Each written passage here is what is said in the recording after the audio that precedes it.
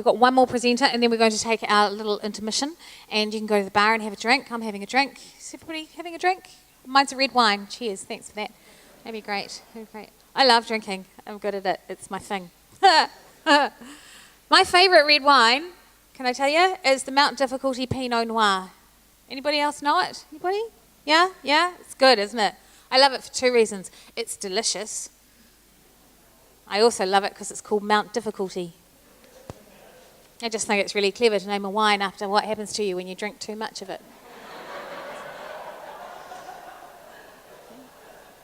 That's a useful joke, because if you're too young for that joke, it just goes whoosh. It's whoosh. What does the lady mean? Don't know, darling. Don't listen. Put your fingers in your ears. Text somebody. Go on. Good. And so you have to be ready for your People's Choice voting as well. Are we all really clear about the criteria for that? It's about comprehension, engagement, and communication, and whether you felt like you were inspired and enthused and you wanted to hear more, and it was in the kind of language that makes sense to you as intelligent but not expert members of the audience, which is great. Good. 2 out of 3 judges are awesome. Oh, fantastic. All right. It's our last one. It's our very last one, and she's delightful. I've just been chatting. Would you please, in a moment, I will just introduce Chanelle Gavin. Her thesis is Innovative Biofoam Packaging from Proteins. Blood meal, a co-product of the meat industry, has previously been developed into a plastic material. Foaming it can provide a renewable and compostable alternative for a variety of packaging applications. Would you give a huge welcome to Chanelle Gavin?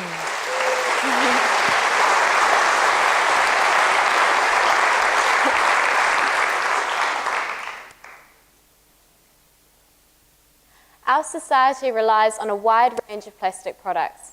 However, given the inability of these materials to break down, plastics pose a global disposal problem. Furthermore, foam materials are of particular concern due to the sheer volume of landfill that they consume. For my research, I'm investigating how to produce a foam product from renewable and compostable material called Novatine thermoplastic protein.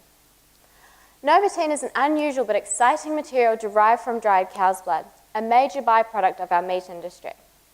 The addition of additives to this dried protein produces a material that can be processed similarly to traditional plastics.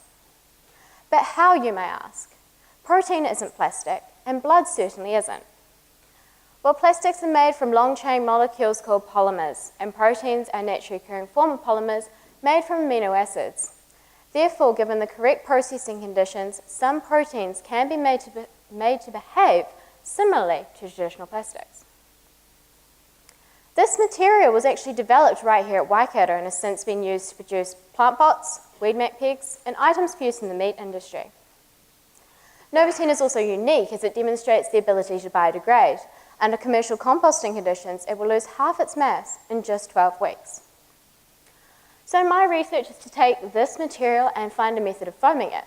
This means evolving gas within the material and stabilizing the resulting structure. Think of baking a cake. A common ingredient is baking soda, sodium bicarbonate. When heated, this compound breaks down and releases carbon dioxide gas, making your cake light and fluffy. In foaming industry terms, this is called a chemical blowing agent. And my research will focus on foam extrusion, which will provide adequate mixing of this material with this chemical blowing agent required, while simultaneously providing that heat required to initiate foaming. A further advantage of this system is its continuous nature, which leads to favorable process economics. Ideally, the final product would demonstrate a coarse cellular nature and a large expansion. To visualize this, think of the internal structure of your crunchy bar and how lightweight the product is. So, to conclude, but to stick with the baking analogy, there is no recipe for this research. Extrusion foaming of proteins is a very unique field. However, due to the biodegradable and renewable nature of this material, it is hoped that the final product could be used to replace polystyrene packaging in some applications. And in this way, this research can have real environmental benefit.